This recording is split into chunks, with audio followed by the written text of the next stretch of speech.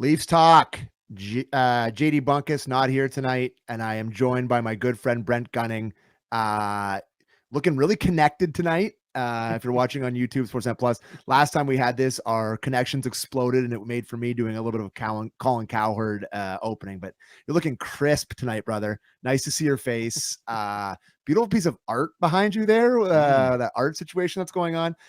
Speaking of works of art, a wonderful win for the Leafs over the Flames at Scotiabank Arena tonight. How are you, bud? Nice to talk to you. Oh, I'm wonderful, man. I'm with my sickos. This is the second time in a week. It's been me and Leaf sickos only here. So these are my people. These are my brethren. I love talking to you. I love talking to Leafs Nation, and I love when the Leafs win a hockey game. So yeah, what's not to love for me, Brent Gunning, right now? So Luke and Christian, if you're monitoring the chat, I'm gonna need you to put signs of life in the chat for us tonight. I'm gonna need some pulse checks for the boys. Need to make sure that there's anybody there. Oh, WWE suck less than Calgary. Or we suck less than Calgary. Is probably what that means. I was like, what the hell's going on here? I was like, WWE does suck, but not sure if it's less than Calgary. Yeah. So where do you want to start tonight? I think you can go Domi. You can go bit of a rock fight. You can go Matthew Nyes getting a couple, power play getting off the schneid, officiating in the first period. Where do you want to start, bud? Let's start rock fight, because it's like you might as well start with the tale of the season. It has been rock fight central. These guys evidently playing late tribute to the Raptors. Like I remember after the Raptors won their title and their player of the game trophy was the ball, and they'd all be like, oh, look at me, I'm a hooper. They were playing tribute to last year's Raptors team so much every night this season. Just like, hey, it's going to be a grind. You love watching this, right? It's just remarkable how a team, and they've got away from this in the last little bit, but forever the perception across baseball across the NHL has been like, oh, this is a running gun Leafs team and they want to go win game 7-6. And that hasn't been true for a while, but if they could win a game -1 to -2, they'd sign up for it right now in a heartbeat, it feels like. Yeah, like I'm for real Kipper and Born every day. I'm going through Berube's morning skate audio, through his practice audio, through his post-game audio. And like, even for me, like, I swear to God, if I hear direct one more time or simplify one more time, I'm like, can we complicate it a little bit? Could we mix in a stick handle? Although there was a couple stick handles tonight, I'll give them credit. Matthew Nyes, the beautiful finish at the end of the second period, which turned out to be a huge goal for the Leafs because they dominate that second period and they end up evening it up with like a minute left. But yeah, like I think it is an entertainment product at the end of the day, and you want to be excited by your team. And in years past, his team has been a bit of a high-flying, exciting team. But I do think that we're going to have to come to grips. At some point, it's not a small sample size anymore, right? Like, what was that? Was that their 12th game of the year, 11th game of the year? Yeah, something like that. This might be what it looks like all year. And if you can start winning games and you can start looking like they're a little bit more convincing, I get that people are going to start to accept that. But right now, when people aren't sure if they're actually good, and boy, I mean, you talk to people about the Leafs every day. I talk to people about the Leafs every day. There's a lot of questions in this city, in this country, if the Leafs are actually any good. They're going to have to put results on the board if they're going to play this way to convince people, because man, it's not appealing right now. No, forget going down to the bank every night. They're going down to the quarry because it is just rock. That's what they're doing. Chip away, try to find a way. And look, like, hey man, go win like, I don't know, 2 playoff rounds looking that way, and we'll all stop complaining about it in a heartbeat. But that is the thing. It's funny. You mentioned like the conversations you're having. I feel like every conversation I'm having, everybody is rushing to like have the take. And then one guy in the group goes, well, I mean, they're not abhorrent, right? Like there's also almost that level of like, oh, okay, I guess I have to be the one. Can't just all complain about this team that's exactly where they were last year, the same way. This may be like, I don't know, a bigger conversation, but we don't talk Leafs that often. So like, they had the exact same record last year through the 10 games that they have this year, the same goal differential. Did we freak out last year? We probably freaked out last year too, right? Yeah, I think. Like, did we say they were no good? It wasn't no good. It was, oh, here we go. This team is going to circle the drain before they pull themselves out of it. But I think the reason why it feels so different, and we don't talk Leafs. I don't talk Leafs anymore. It's just 3-hour Blue Jay shows every day, as it should be. Like, no argument for me there. Yeah, but true. The take I've been kind of percolating on is that I actually think the reason why there feels like a little more of a freak out, but the reason why I think there should be less of one is there's actually a reason why they should be unsure of what they are and be figuring it out. All the other years where it's like, well, who knows what this Leafs team is? Why? All the guys are the exact same. This year, it actually is different. So if it's going to take them 20 games, 25 games to find their identity, I actually think that's okay. But yeah, it does feel like there's much more of a freak out. And it's just because they're early in the season last year, we had the Tampa game, right? Where it's like they go, I think it was here, and they bludgeon Tampa on Amazon Hockey, and it's like 8-1 or 8-2 or whatever it was. Win. Just a thumping over a good team. And then you have a game like that, and for the first 20 games of the season, you go, yeah, but I mean, I saw them against Tampa. I'm not going to be worried about this. They just haven't played anybody good. Like they played the Devils, and they looked atrocious in that game. And then there's really been nobody else that you look at, even on the schedule. Like I don't have it in front of me, but I looked at it the other day. It's Columbus tomorrow. It's Columbus tomorrow. It's Philly, and then it's Pittsburgh, who's shockingly good. And then I think it's Boston, who's been woeful. Like they really aren't playing a lot of good teams here. I think they play the Mammoth coming up, so that'll be a test, I guess. They don't play a Florida team until December, which is like, okay, those are the de facto tests in the division. But yeah, it's just that's the thing that I think is so different about it this year as opposed to last year, is that it actually is different, and there's a reason why you should be unsure about what it is, because there's actually new guys that have been empowered on this team. All right, so that was a good rock fight section of our conversation. Max Domi tonight. I got to tell you, if there's somebody on this team that needed it worse than Domi, I'm not sure if I could find one. But one guy.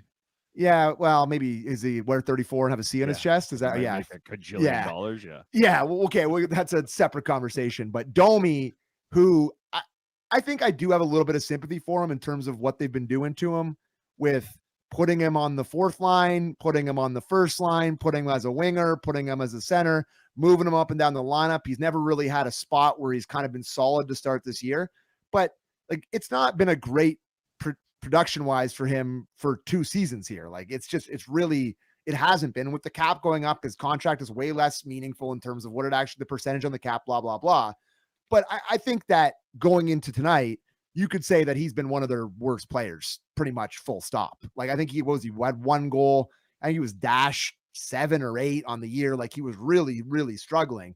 So for a guy like that to go into a game tonight and have 2 huge goals, including the winner with just 2 minutes left, I hope this kind of lights a fire under him. And he is such a momentum player, bud, where when it's going good, it's really good and he starts going. But when he's not confident, he really goes away and he's really tentative defensively and he's just not as good when he doesn't have his confidence going. I hope this wakes him up a little bit and they can rely on his production a bit more because they need it, bud.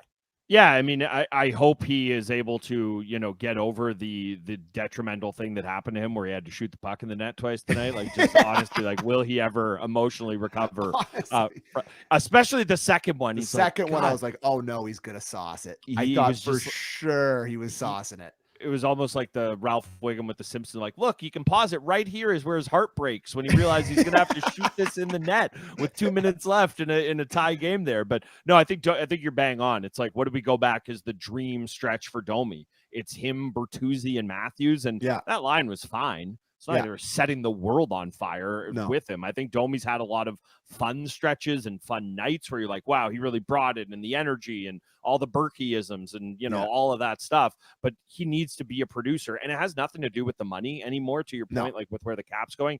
But he's still a top 9 guy on this team. Like, full stop, locked and loaded top 9 guy. And on a team that does not have a top 6 that just outscores every other top 6, you need to get production. So it's not even like, yes, the cap's going up and that should take the pressure off of him. Nobody else is showing up here to take that role.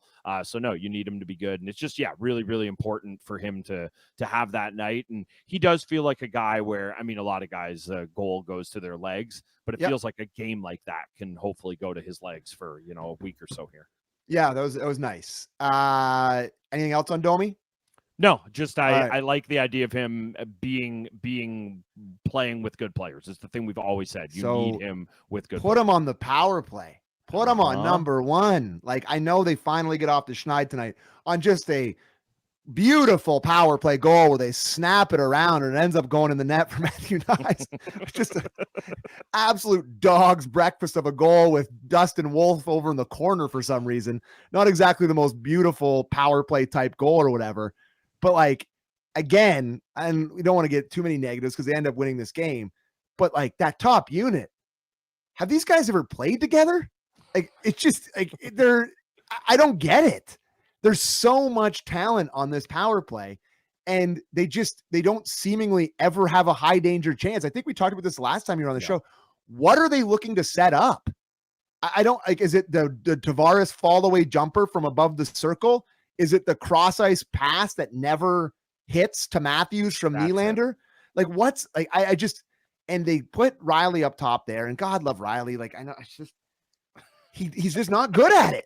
He's not like, he's just not good at it. And we knew that it was going to be hard without Marner. The 5 forward unit is the best it ever looked.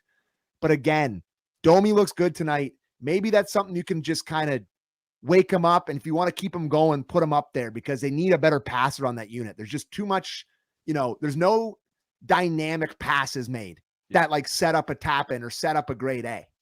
Well, and I think the problem too that one of the reasons anyways they've been hesitant is like nobody on this team's been going, that you don't want to sit there and go, all right, Matias Maccelli, I've loved everything you've done. Yes. You deserve first line power play, but Domi has a game like that, and there you go. Look at that. There is the door opening for you to be able to do that exact thing. It's been felt at times like they don't know what they're trying to set up. I do think if they had their druthers, it's the cross seam pass, and it's like, yeah, guess what? A lot of teams would love that. But even in the game, it felt like they didn't know what they're doing. Matthews felt like he was moving around a lot more than he has been in the past, which I'm not opposed to. Like, I don't think everyone needs to be rigid and stay in their spot, but it's just such proof positive that they're just searching, wandering around, looking for kind of anything in that moment. So no, I'm with you. You got to get a passer, and after Domi has a game like that, like why shouldn't it be him? And then I am not opposed to the greasy power play goals. I think we've all talked about this team needing them, but when there's all the talent that this team has,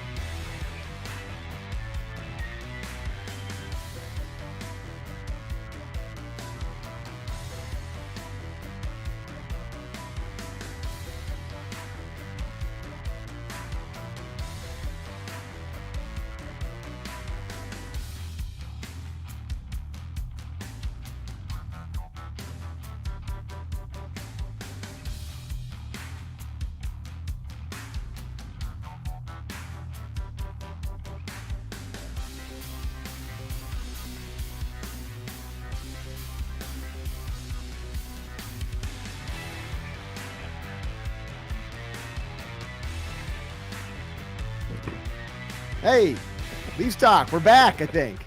Hello, everybody. Yeah. Hello, friends. Gunner's haunted. It's Halloween. He haunts our stream. It just crashes every time he's here. I don't know what the hell's going on. So we talked about Domi. Yes. Nice. Mm-hmm. So I think he had 2 goals and assists tonight. I think he had 10 points coming into tonight. So now that would be up to, if I'm doing math correctly, would that be 13 points, Gunner? Would I be doing that correctly? 3 plus 2 or 3 plus Whoa, 2. hot. Here's what I'll say, man. I don't know if it's been the most flashy production from him, but it really does feel like he's starting to the points are piling up for him here. And for a team that kind of needs to fill in the Marner production, and boy, it's sure not coming from Michelli and Joshua and Wall like we all hoped it would.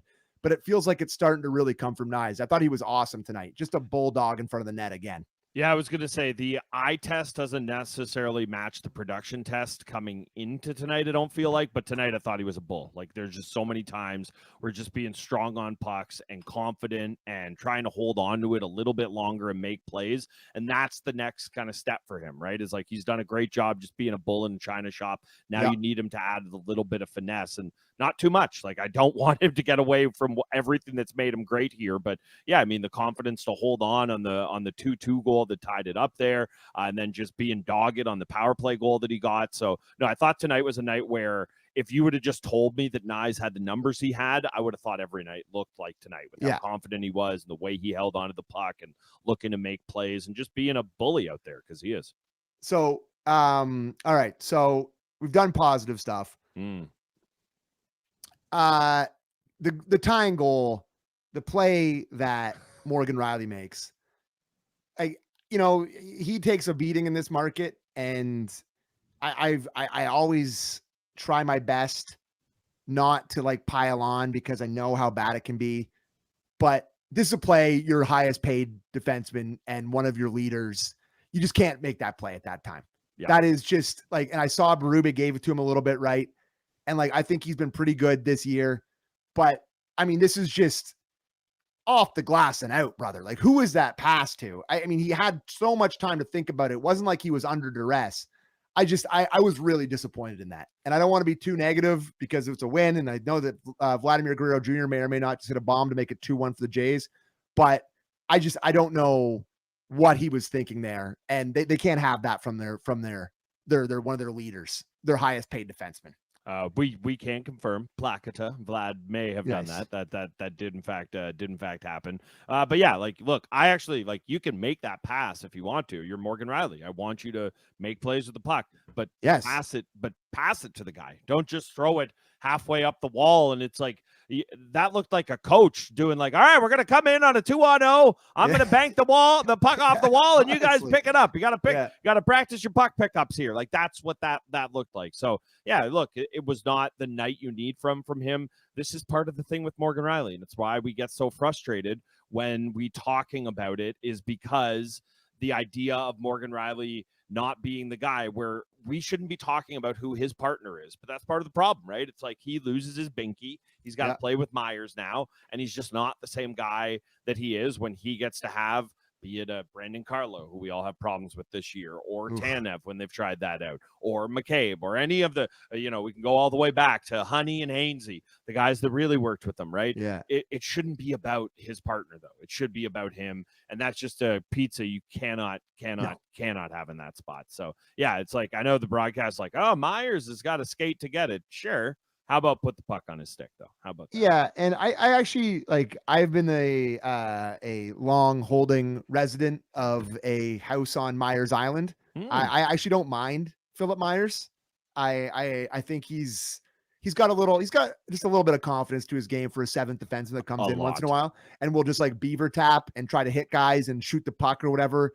I think that's what you want from your seventh guy. Not a guy that's going to come in and be timid. Like, sure, he may make a big mistake, but he's willing to take a risk out there. And it's not like, you're not afraid that he's afraid of the moment. So I don't mind Myers. And I thought that they had some moments together, but that's clearly a no chemistry play where he's just like, Myers is not even close to it. And he's like, I'm going to fire this across the ice. And he just didn't do it. And, they had to lean on Carlo a lot more. I think he played almost 24 minutes in this game tonight. And like, I mean, the play that he just olays the front of the net after Domi gets beat. It's been a tough go for Carlo as a Leaf. I don't think he was particularly good last year, and I don't think he's been. I think he's probably been one of their worst, if not their worst defenseman. But I don't know.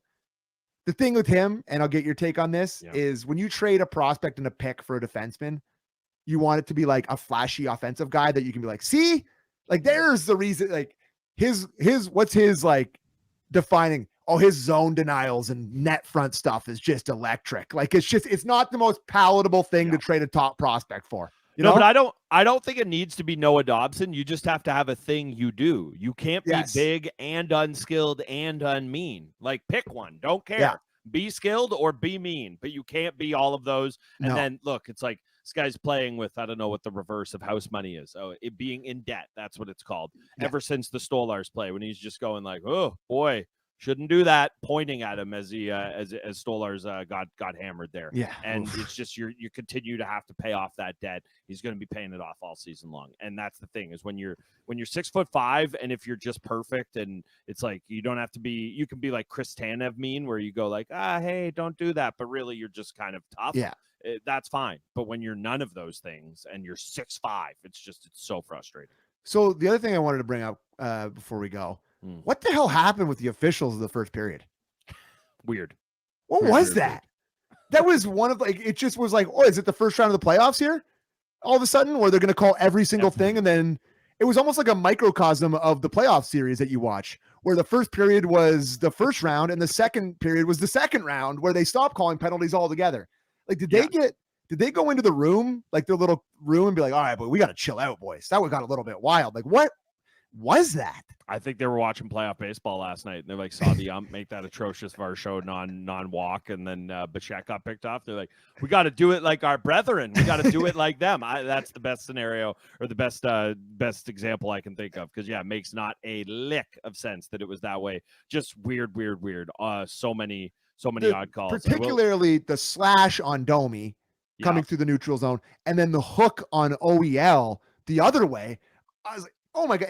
And Mike Johnson nailed it. He's like, that's going to be the standard. We're going to be here all night, basically. Like, it's going to be 20 penalties. If you're going to call that on OEL, I want you to have the guts to step to the mic and say 2 minutes for tying up the stick. Like, that's what it was. It's like, we all know, and it's just so funny. We've seen a million times, like cross checks to the back, and it's like, the first three were fine. That one's okay. It's like you didn't even give him a second to tie up the stick before you called it for being in on the hand. So that one was wild. Ekman Larsson's reaction to that, just cackling maniacally, like, do I want to laugh? Do I want to kill you? Yes, is the answer to that question.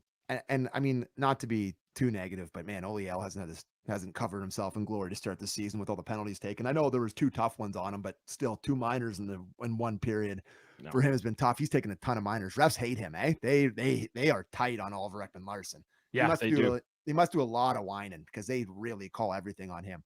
Too tall and good looking. I think they're like, this guy looks a little Justin Herberty. I don't like it. Get him out of here. One of our favorite old segments we used to do when we used to do Sportsnet Todays and sports fashion.